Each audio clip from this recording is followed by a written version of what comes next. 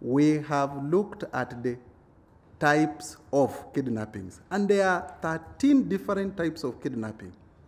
They include kidnapping by family, kidnapping by a stranger, kidnapping by an acquaintance, kidnapping for marriage,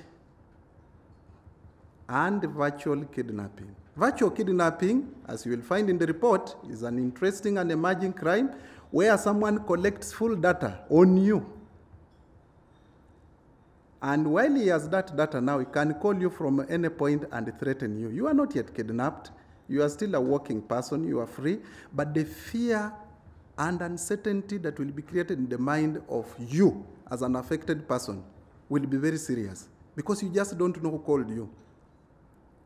The motives are many, but the key that comes out is a motive of revenge, a motive of ransom, and a motive of reducing the competitiveness of a political opponent.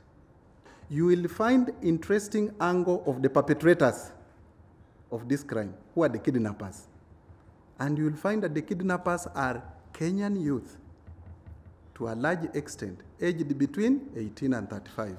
Now that has a very serious dimension. Why? Because the old are in minority in this country. The youth are in majority. And if that is the obtaining situation, then the report also speaks to causes, the factors that make our youth to turn into kidnappers. And many of the factors, ladies and gentlemen, that will be in the report are common to all of us. Unemployment, that 1 out of 5 Kenyans does not have a job. And I want to be specific to this by saying, even when you see the massive numbers of people in political rallies on a working day, it tells you there is a dilemma. Did they really ask permission to come from an employed place to go to those? No, it means they're either in informal employment or they're actually not having jobs. Our children are the largest number of victims of kidnapping in this country, as you will see in the report. Reason? Most of our public schools, both private and secondary schools, are day schools.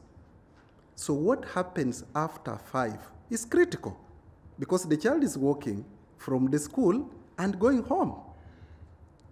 It's a question of very many other factors that I don't want to go into, which will be discussed in the report, but singularly, parenting control is critical because after school matters to young children, and since the statistics show that they are the ones who are most vulnerable to be kidnapped, is critical.